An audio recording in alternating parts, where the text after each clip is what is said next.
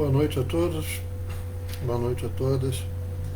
Retornamos para o nosso compromisso das quintas-feiras às 20 horas, enquanto assim o Senhor quiser. Temos procurado trazer meditações à luz da Palavra de Deus, às quintas-feiras, visando fortalecer o povo de Deus, visando fortalecer a fé e o conhecimento da Palavra de Deus.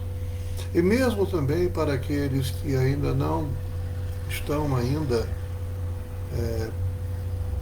andando com Jesus, ou ainda não fizeram a sua decisão ao lado de Jesus, ainda não aceitaram como o seu único e suficiente Salvador, nós aqui estamos falando da Palavra de Deus e esperamos que pelo agir e pelo mover do Espírito Santo de Deus, que é quem nos consola, mas também é quem nos ensina e quem nos encaminha a toda a verdade, que esse Espírito Santo, esse ajudador, esse paráclito, esse consolador, que Jesus mesmo disse que enviaria assim que ele fosse ascendido aos céus, que esse Espírito Santo, que então veio, possa explicar-lhe, possa trabalhar em seu coração, possa orientá-lo e orientá-la nas verdades acerca do reino de Deus e da palavra de Deus.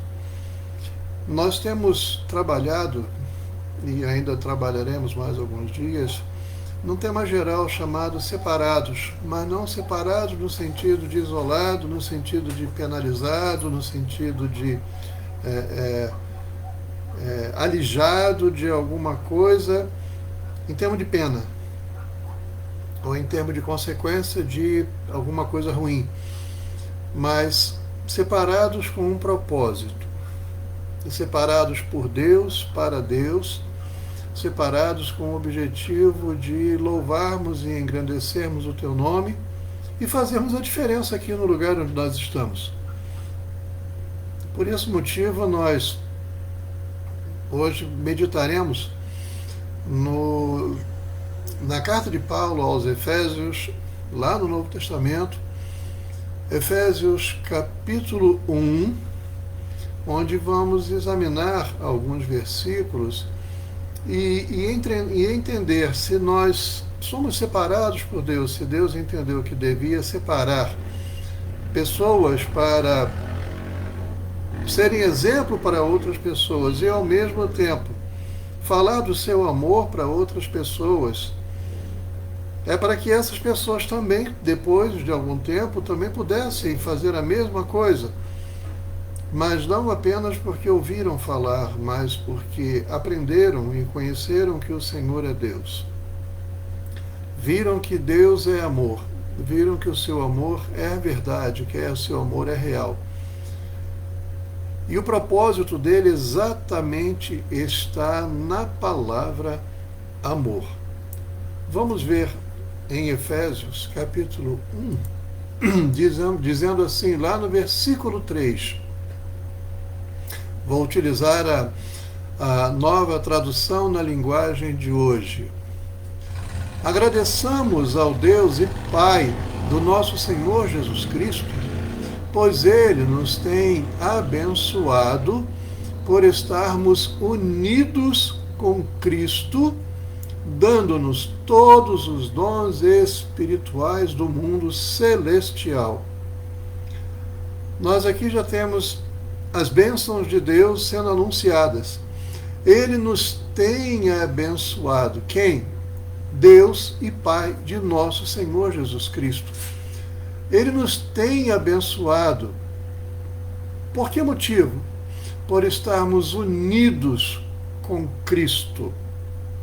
Há pouco tempo nós fizemos uma meditação falando sobre estarmos ligados à videira verdadeira.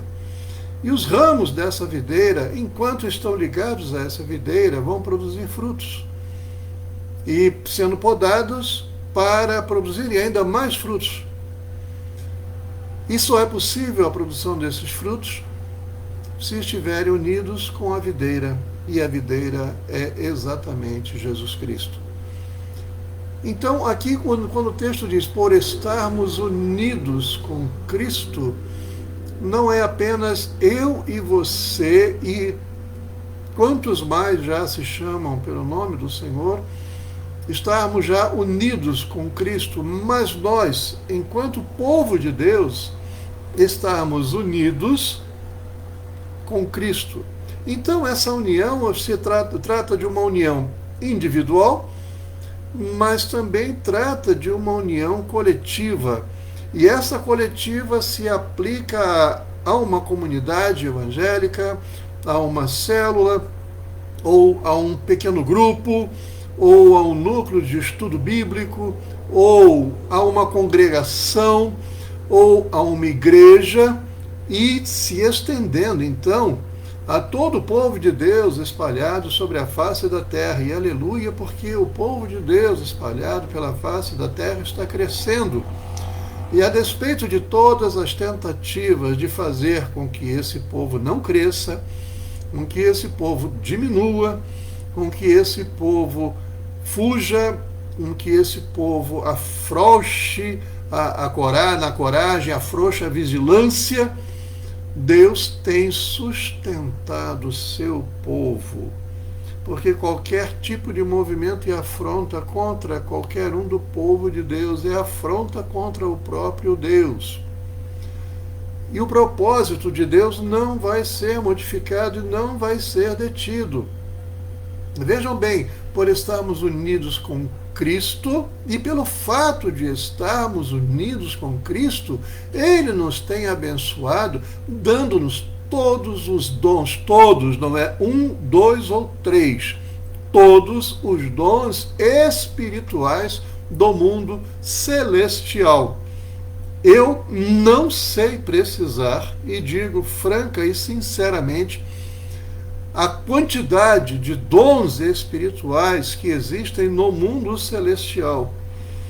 A Bíblia faz menção de dons do Espírito Santo.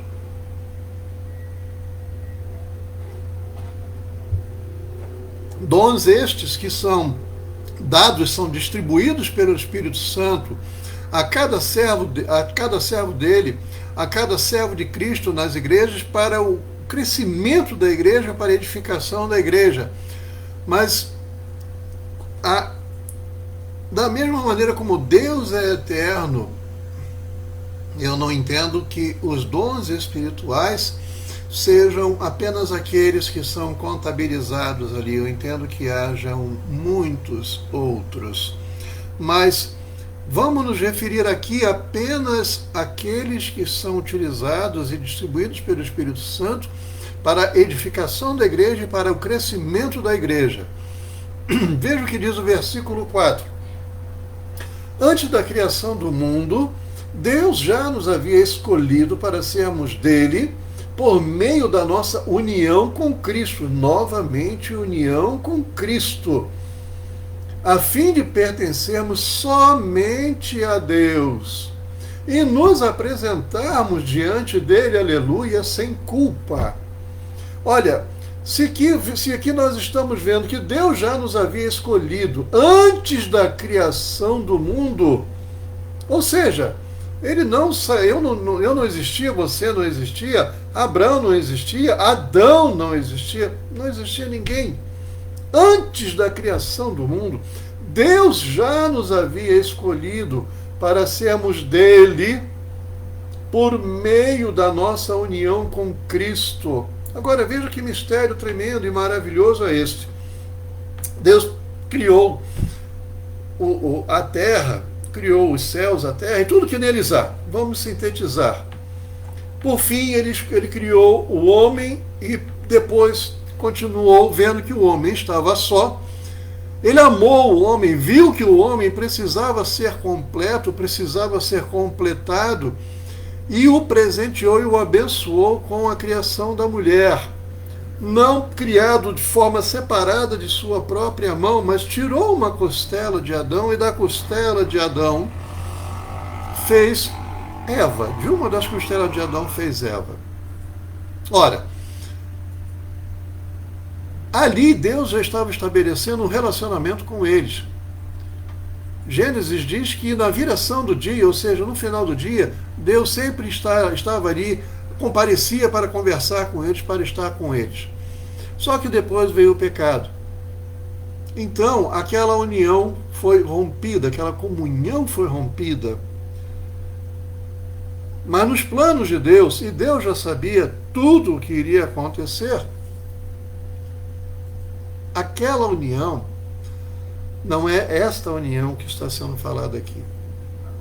Aquela união, Deus sabendo que iria ser rompida, ela seria, digamos assim, substituída, ou melhor dizendo, aperfeiçoada, ou talvez ainda seria um prenúncio da reunião, da união que ele estava já programado, já havia planejado em Cristo Jesus. Antes da criação do mundo, diz o texto, Deus já nos havia escolhido. Havia escolhido quem? Nós quem? Quem são esses nós? Ou esse nós? Somos todos nós, os que cremos em Jesus Cristo, os que cremos na palavra de Deus e os que se dispõem a seguir os ensinamentos de Jesus. Deus já nos havia escolhido para sermos dele por meio da nossa união com Cristo. Ora, para sermos dele, na verdade, todo mundo, toda a humanidade já é de Deus, já é de Deus. Muitos não creem em Deus, não acreditam em Deus, não levam Deus a sério, não querem nada com Deus, acreditam no que querem, têm outras crenças religiosas e Deus respeita. É o chamado livre-arbítrio. Mas nós já somos dele. Porque, na verdade, quem determina e quem governa a nossa vida é Deus. Mas aqui Deus está falando de um outro tipo de propriedade para sermos dele por meio da nossa união com Cristo. Ou seja, então, não é uma propriedade de fato, mas é uma propriedade de direito. Qual é? Para sermos dele por meio da nossa união com Cristo. Então isso significa dizer que se houve uma união lá atrás, e houve uma união lá atrás, um prenúncio de uma união, ela foi rompida. Mas aqui já está falando de uma união que não deve ser rompida, que não pode ser rompida, para sermos dele por meio da nossa união com Cristo. Ou seja, através do que Jesus Cristo fez ao morrer naquela cruz por causa dos nossos pecados, a fim de pertencermos somente a Deus. Nós pertencemos somente a Deus. Isso já traz mais uma reflexão. Você pertence a quem? É difícil a gente falar que eu pertenço a alguém ou a alguma coisa. A gente gosta de ser livre, a gente gosta de liberdade, a gente gosta de achar que nós governamos a nossa vida, o nosso destino, as nossas decisões são nossas decisões, nós não submetemos e não gostamos de nos submeter a nada e nem a ninguém. É um processo muito complicado na mente do ser humano. Mas aqui fala exatamente disso. Um pertencimento. Agora veja, pertencermos somente a Deus também traz a ideia de um outro significado para a palavra pertencer.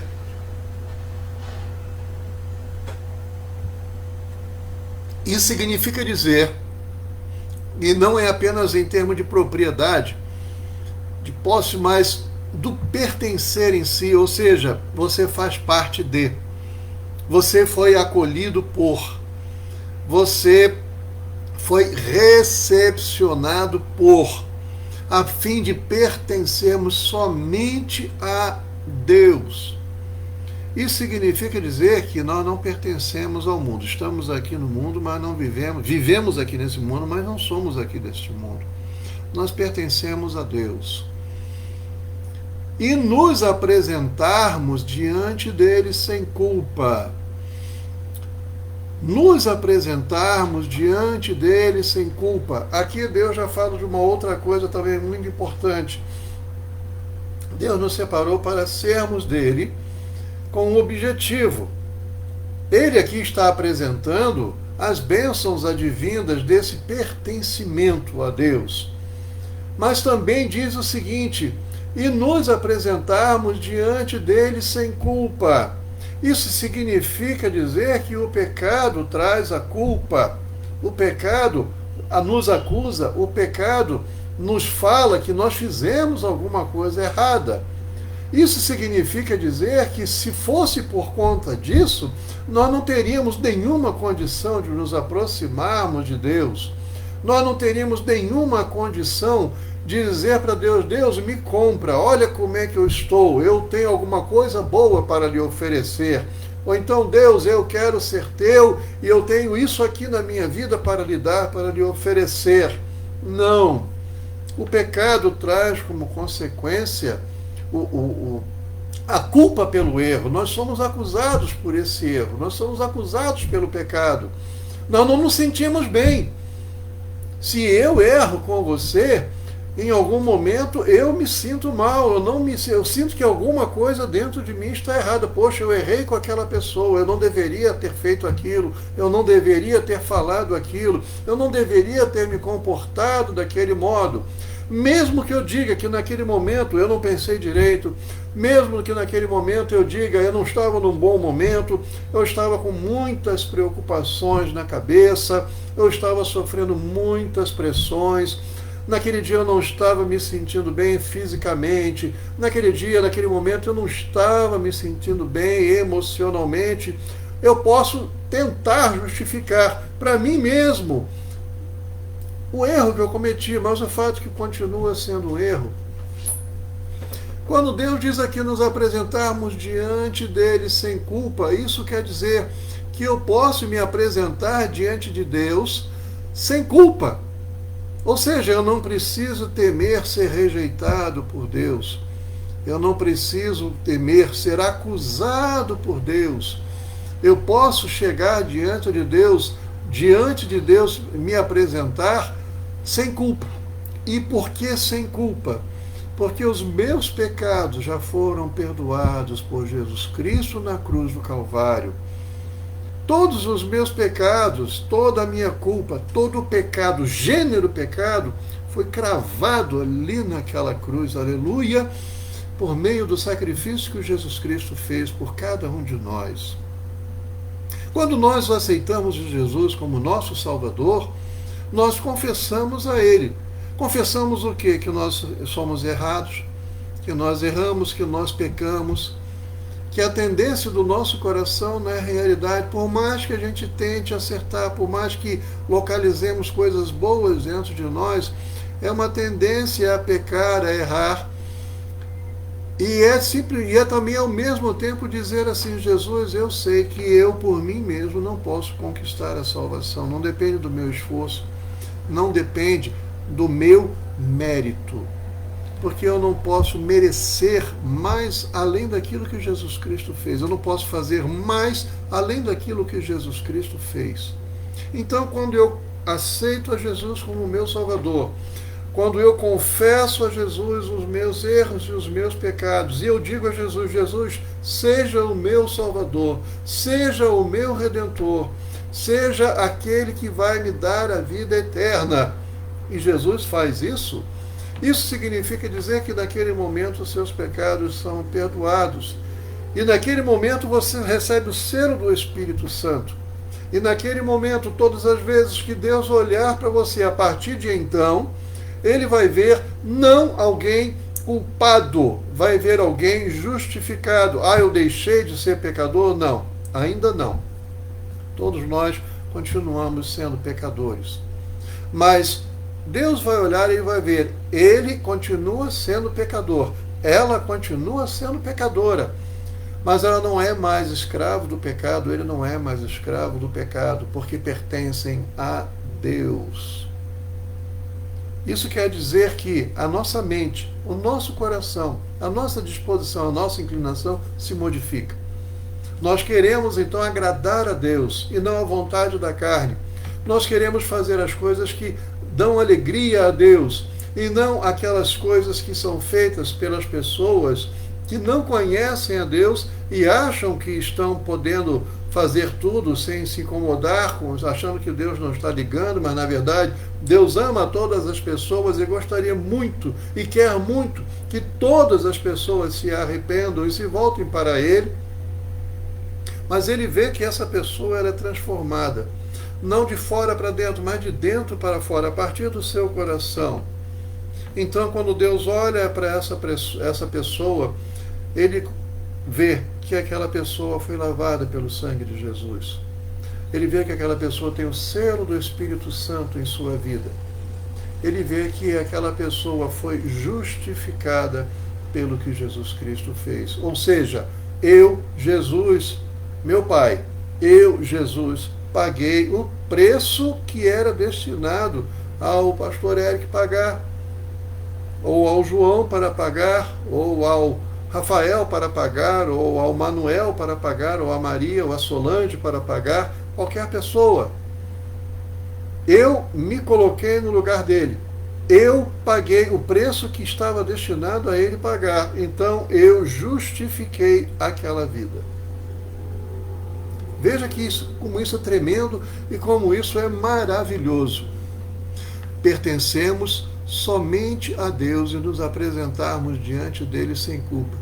Meus queridos, minhas queridas, é tão bom a gente se sentir assim. Sentir que nós não somos culpados. A culpa traz um peso, a culpa traz uma sensação tão ruim na vida da pessoa. Instantaneamente, a primeira coisa que ela quer fazer é se esconder, é fugir, é esconder o erro, esconder o pecado, ocultar de todas as formas e maneiras para que ninguém descubra. Isso significa dizer que ela se torna prisioneira disso. E é o que o pecado faz na vida da pessoa. A pessoa é prisioneira do pecado. Mesmo que muitas vezes ela não queira pecar, às vezes ela acaba pecando, não voluntariamente. O apóstolo Paulo, que escreveu essa carta aos Efésios, ele mesmo disse isso. Há ocasiões em que ele não gostaria de pecar, mas acaba pecando. Há ocasiões que ele diz assim, eu queria fazer o certo e acabei fazendo o errado, usando a nossa linguagem de hoje. E há ocasiões em que eu fiz não queria fazer o certo e fiz o errado. E há ocasiões em que eu não queria e acabei fazendo o errado. Ou seja, o bem que eu quero fazer, esse eu não faço. E o mal que eu não quero fazer, esse eu acabo fazendo. Mas não voluntariamente e não livremente, porque nós já pertencemos somente a Deus. Veja o que diz no versículo 5. Deus, por causa do seu amor por nós, Deus já havia resolvido que nos tornaria seus filhos por meio de Jesus Cristo. Ele resolveu. Olha que coisa tremenda. Deus já havia resolvido que nos tornaria seus filhos. Ah, meus queridos, ter um pai é uma coisa maravilhosa. Ter essa paternidade de Deus, então, é fantástica, é indescritível. E quando digo paternidade, eu estou me referindo a Deus enquanto pai, porque ele diz, já havia resolvido que nos tornaria seus filhos por meio de Jesus Cristo. Então não foi porque ele criou o homem, mas seus filhos por meio de Jesus Cristo. Pois este era, olha que coisa tremenda, pois este era o seu prazer e a sua vontade. Já imaginou você ser o prazer de Deus para tornar você filho dele? O prazer que Deus tem em dizer isso, em fazer de você seu filho, e ele, Deus, então, tem prazer nisso. Este era o seu prazer e a sua vontade. Portanto, louvemos a Deus pela sua gloriosa graça que ele nos deu gratuitamente por meio do seu querido Filho.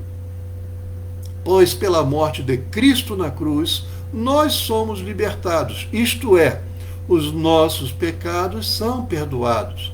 Como é maravilhosa a graça de Deus, que Ele nos deu com tanta fartura.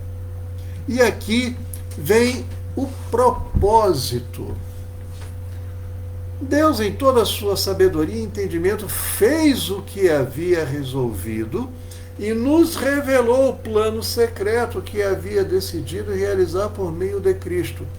Que plano é esse? No versículo 10, esse plano é unir, no tempo certo, debaixo da autoridade de Cristo, tudo o que existe no céu e na terra. Ora, se ele vai reunir no tempo certo, debaixo da autoridade de Cristo, seu Filho, tudo que existe no céu e na terra, só quem tem autoridade para isso é que pode tomar essa decisão e realizar, executar esta decisão.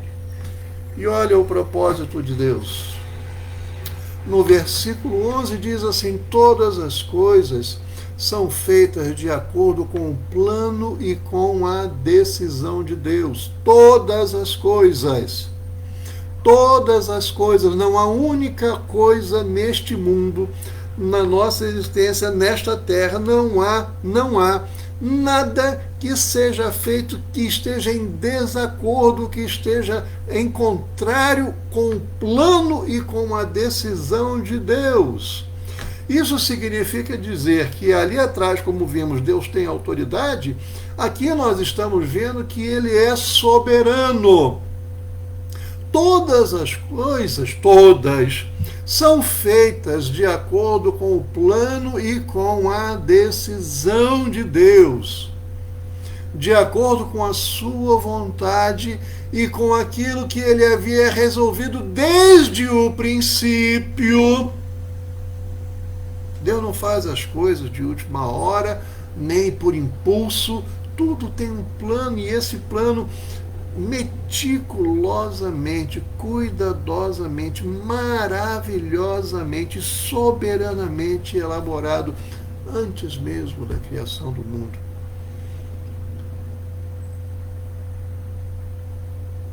E olha que tremendo agora. E aqui nós entendemos por que ele, aqui, não apenas aqui, mas este vai ser o clímax do que penso ser o entendimento do plano de Deus para a nossa vida, e porque Deus sempre quis ter para Ele um povo que lhe pertencesse, de acordo com a sua vontade e com aquilo que Ele havia resolvido desde o princípio. Deus nos escolheu para sermos o seu povo por meio da nossa união com Cristo. Então parece óbvio que aqui já não é mais o povo que ele escolheu chamado Israel. Ele não está mais falando, e quem escreve aqui é o apóstolo Paulo. Ele, judeu, estava falando isso para judeus e para não-judeus. Ele disse o seguinte: de acordo com a sua vontade, com aquilo que ele havia resolvido desde o princípio, Deus nos escolheu para sermos o seu povo por meio da nossa união com Cristo. Então não era mais por causa de Abraão. Por causa da nossa união com Cristo. Ora, se lá atrás Deus escolheu separar um povo a partir de Abraão, ali começou, para fazer de Abraão uma nação, um povo. E essa nação e esse povo foi crescendo, foi se multiplicando e se tornou realmente uma nação, cumprindo a promessa que Deus havia feito a Abraão. E fez dele pai de uma multidão, de multidões, fez pai de uma grande nação. Dali veio então o povo de Israel, as 12 tribos de Israel, e depois o povo de Israel. Mas aqui ele está falando da nossa união com Cristo.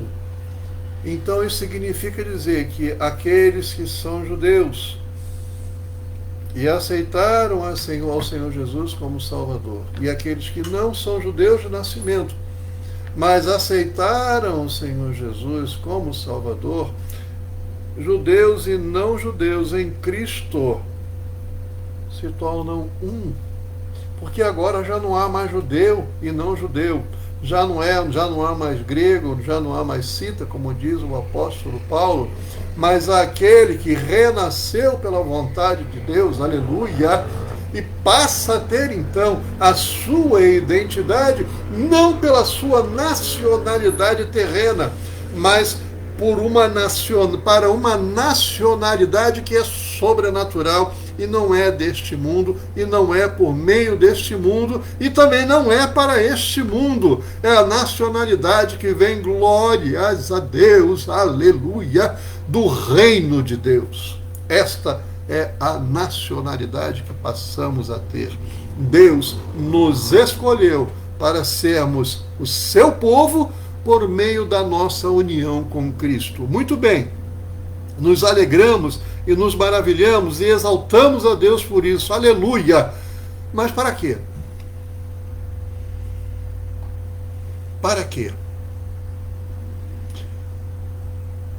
Portanto, digo que nós, no versículo 12, que fomos os primeiros a pôr a nossa esperança em Cristo, louvemos a glória de Deus. A mesma coisa aconteceu também com vocês. Quando ouviram a verdadeira mensagem, a boa notícia que trouxe para vocês a salvação, vocês creram em Cristo, no versículo 13, e Deus pôs em vocês a sua marca de proprietário, quando lhes deu o Espírito Santo que ele havia prometido, o selo do Espírito Santo que eu comentei há pouco. Ora, mas aqui diz, no versículo 12, nós que fomos os primeiros a pôr a nossa esperança em Cristo, louvemos a glória de Deus. Isso significa dizer que nós somos feitos para a glória de Deus. A nossa vida é para a glória de Deus. O louvor à glória de Deus aqui não é o louvor que você canta, ou que você declama, ou que você fale frases de louvor a Deus. Não, louvemos a glória de Deus também com a nossa vida. Qual vida? A mesma vida que tínhamos antes? Não. A vida que todas as pessoas têm igualmente? Não. A vida que povos e outros povos têm de acordo com as suas próprias culturas ou de acordo com as suas próprias crenças? Não. De que maneira, então, é esse nosso novo viver, esse nosso novo proceder? É o proceder que vai fazer com que a glória de Deus seja revelada na nossa vida. E por isso a glória de Deus seja exaltada. Por isso que ele quer, Deus tem este povo para dizer ao mundo, é assim, esse é o projeto que eu tenho para todos vocês. Estão aí meus filhos vivendo com vocês para lhes falar do meu amor, para lhes anunciar aquilo que Jesus Cristo fez. Eles não têm nada de mais importante ou melhor para fazer do que isso. Eles podem ser doutores, eles podem ser mestres, eles podem ser pós-doutores, eles podem ser ricos, podem ser pobres, podem andar com as roupas mais caras, podem andar com as roupas mais simples, podem ter muita cultura, podem ter pouca cultura. Eu não olho para isso. Na verdade, eu uso isso para fazer com que todas as pessoas em todos os lugares, aleluia, alcançadas sejam pelo meu amor e pela minha graça. Porque há lugares em que pessoas que não estão com um traje muito alinhado não vão conseguir entrar, mas ali podem estar servos de Deus que estejam trajados adequadamente segundo esses padrões, para que essas pessoas tenham também a oportunidade de ouvir isso. Isso é louvar a glória de Deus. Então, o povo de Deus, o povo que se chama pelo seu nome, o objetivo deste povo é louvar a glória de Deus e ser para o louvor da glória de Deus. Isso significa dizer que para nós não há nada melhor, não há nada mais importante, aleluia, do que revelarmos o amor de Deus pelas pessoas. O plano da salvação de Deus em Cristo Jesus para as pessoas. Não há nada melhor, não há nada mais gratificante, não há nada mais importante do que revelarmos não a nós mesmos. Porque nós não temos nada. A nossa vida é um vapor, agora estamos muito bem. E daqui a pouco talvez não estejamos mais. Quantos saem para trabalhar de manhã e não conseguem retornar a casa no final do dia? Em qualquer época, em qualquer circunstância. Não estou me referindo apenas ao momento que se vive agora. Em qualquer época, em qualquer circunstância. Não há nada melhor e não há nada mais importante. Isso significa dizer que se eu estou fazendo coisas que nas minhas ações, nas minhas palavras, nas minhas opiniões, no meu comportamento, no meu vestir, nos lugares aonde eu vou, da forma como eu dirijo o meu carro, na forma como eu me comporto no trabalho, na forma como eu me comporto na escola ou dentro de casa, em família, eu tenho que estar pensando e vivendo para o louvor da glória de Deus. E se em algum desses momentos, se eu estou fazendo alguma coisa em desacordo a isso, isso não vai ser bom, nem para mim e nem para quem está ao meu redor. A nossa preocupação, o nosso desejo, o objetivo da nossa vida é sermos para o louvor da glória de Deus. E por isso, em todos esses lugares, em todos esses momentos, temos que pensar: o que eu estou fazendo, como eu estou me comportando, está servindo para o louvor da glória de Deus? Ou seja, as pessoas vão olhar para mim e vão me identificar como sendo alguém que pertence a Deus. Esta pessoa realmente é de Deus. E não por um momento apenas, mas por uma vida que revele isso. Eu pertenço a Deus, aquela pessoa realmente pertence a Deus. Alguém ou várias pessoas podem olhar para mim e para você e dizer isso. Esse é o objetivo da nossa vida. Quando pensamos nos cristãos que foram mortos e foram martirizados, ainda no início do cristianismo, quando muitos foram mortos no próprio Coliseu, entregues aos leões, quando muitos foram torturados e executados e massacrados por Nero, e tantos outros ao longo do tempo, chegando a hoje até nossos dias, quando muitos cristãos, quando muitos missionários que estão sendo para o louvor da glória de Deus e vão anunciar a glória de Deus a outros povos, a outras nações e outros lugares, e são executados, e são degolados, e são perseguidos. Ora, se você realmente não tem plena convicção de que a sua vida não pertence mais a você, mas pertence a Deus, em Cristo Jesus, por meio da nossa união com Cristo, nós somos o povo de Deus. Só isso é que pode dar força a tais pessoas para suportarem tamanha dor e tamanho sofrimento. Da mesma maneira como Cristo entregou a sua própria vida por causa dos nossos pecados, da mesma maneira como o apóstolo Paulo disse: em nada tenho por preciosa a minha vida. Ele entendeu que tudo aquilo que ele tinha arrebanhado em termos de prestígio, como Saulo ainda, como prestígio, conhecimento e até mesmo posses, tudo aquilo ele considerou como sendo absolutamente nada diante da glória de Deus e diante do encontro que ele teve com Jesus Cristo. Da mesma maneira, essas pessoas que dão a sua vida por amor a Cristo, por amor a Cristo e por amor a outras pessoas, cumprindo o ídolo de Jesus, estão servindo para o louvor da glória de Deus. Pastor, eu não sou chamado para ser missionário, para ir para longe, para ir para fora, mas você continua sendo chamado para servir para a glória de Deus. Você foi criado, você foi separado, você foi renascido em Cristo Jesus, digamos assim, com o objetivo de ser para a glória de Deus, para o louvor da glória de Deus. Então você pode brilhar perfeitamente no seu trabalho, você pode ser um profissional de sucesso,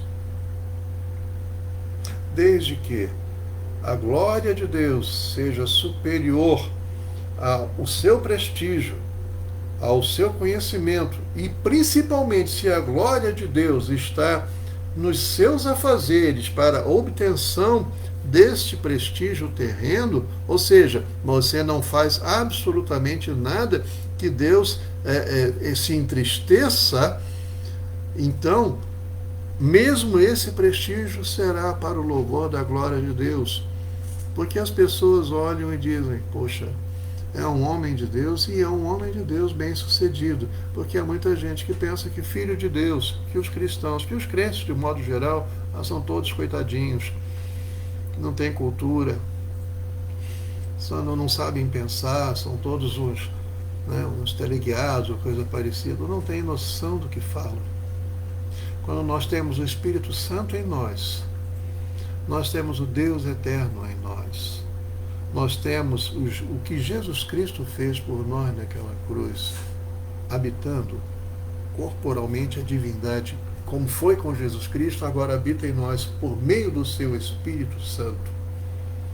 Isso significa dizer que este é um atestado de que nós não somos daqui desse mundo. Somos separados, mas não isolados. Somos separados por Deus para o louvor da glória de Deus, mas vivemos aqui neste mundo. E não é para sermos isolados, para fundarmos uma comunidade asceta. Vamos nos retirar e vamos viver em isolamento, em profunda contrição, em profunda meditação. Não. O objetivo é exatamente o contrário. Louvamos a glória de Deus quando nós dizemos às pessoas com as nossas bocas e sobretudo com a nossa vida que Jesus Cristo está vivo e que Jesus Cristo vive em nós. Então reflita se nas suas palavras, se nas suas ações, se nas suas opiniões, se no seu comportamento, o que você tem revelado. Você tem revelado a glória de Deus ou você tem revelado os aspectos, digamos assim, os pensamentos comuns a todo ser humano? Nós temos que demonstrar que Jesus Cristo está vivo e vivo em nós. E assim, buscando as coisas do alto, atribuindo a maior importância da nossa vida às coisas que são do alto, e sendo para o louvor da glória de Deus. Então a minha oração e o meu pedido a Deus nesse momento é que eu e você continuemos nas mãos do Senhor e movidos no poder do Espírito Santo de Deus que em nós habita. Continuemos a ser por Ele, por meio dEle, para o louvor da sua glória. E se você ainda não experimentou a maravilha que é pertencer a Jesus, servir a Jesus, não pense duas vezes. Muitas vezes dizem, eu vou perder isso, vou perder aquilo outro, vou ter que deixar de fazer aquilo, vou ter que deixar de fazer aquilo outro. A palavra de Deus, que é a destra de Deus, a delícias perpetuamente, são coisas que não são comparadas e comparáveis às coisas do mundo, às coisas terrenas. Só quem vive essa vida com Jesus sabe o que é. E é por isso que, mais uma vez, pode dizer, as pessoas quão maravilhoso é pertencer a Deus por meio da união em Cristo Jesus, por meio de Cristo Jesus. Pai querido, muito obrigado por essa reflexão. Pedimos a Ti que Tu continuas falando ao Teu povo sobre a importância de ter um comportamento diferente, um modo de ser diferente, um modo de pensar diferente, um modo de falar diferente, um proceder diferente, para que em todas as coisas e em todos os momentos a vida de Teu Filho Jesus Cristo possa ser vista em nós. E as pessoas, ao olharem para nós, possam dizer: aquele é um homem de Deus, aquela é uma mulher de Deus, não para que ficamos vaidosos, não para que a gente fique cheio de presunção, não que a gente ache que o nosso galardão já está ali e estamos com o peito cheio de medalhas por causa disso, não. Mas para dizer ao mundo que realmente Jesus Cristo está vivo e por isso nós somos diferentes. E por isso nós falamos e anunciamos que Jesus Cristo está vivo. Ó Senhor, dá com que muitas e muitas pessoas recebam a Tua palavra. Esta que está sendo gravada e assistida será, pela Tua mão e pela Tua vontade, levada e encaminhada para quem Tu quiseres. Mas Deus, quem sou eu? Que o Senhor eleve milhares e milhares e milhares de vozes, aleluia, neste mundo, para que muitas e muitas e muitas vidas ouçam, entendam e se arrependam e aceitem o Senhor Jesus e o recebam em seu coração, em sua vida, como seu único e suficiente Salvador. Pai, dá a Tua paz para essas pessoas. Dá o Teu consolo nesta hora para os que sofrem. E diga-lhes, Senhor, que Tu és maior do que todas essas coisas. E que o Senhor está com eles, cuidando deles, cuidando delas em cada sofrimento, em cada momento difícil, mas também está com eles, se alegrando nas vitórias juntamente com eles. Vitórias essas que mesmo assim, em meio à dor, o Senhor lhes dá, ou fora da dor, é o Senhor também que lhes dá a vitória. Deus, mostra-te como Deus amoroso que Tu és, de forma especial, para que essas pessoas não tenham dúvida, para que essas pessoas sejam fortalecidas, e em especial para que o Teu povo nunca perca o foco, nunca olhe para outras coisas ou para outras situações, outros movimentos neste mundo, da mesma forma como deve olhar para Ti. Que o Seu povo não ame mais essas coisas, mas ame ao Senhor de todo o seu coração, de toda a sua alma, de todo o seu entendimento, de todas as suas forças. Porque nós pertencemos todos ao Senhor, pertencemos a Ti, ó Deus, por meio da nossa união em Cristo Jesus. E é em nome desse Jesus, que fez tudo por nós, e que naquela cruz pagou o preço que eu jamais poderia sequer sonhar em pagar. Em nome de Jesus, que é vitorioso, ressurreto, em nome desse Jesus, que é Salvador, e é o meu Salvador, e quero ser o Salvador pessoal de todas as pessoas, que nós oramos neste momento e também agradecemos. Assim seja. Amém. Que o Senhor a todos abençoe, que o Senhor a todos dê uma noite de paz, uma noite de descanso, que o Senhor a todos abençoe em nome de Jesus. Amém.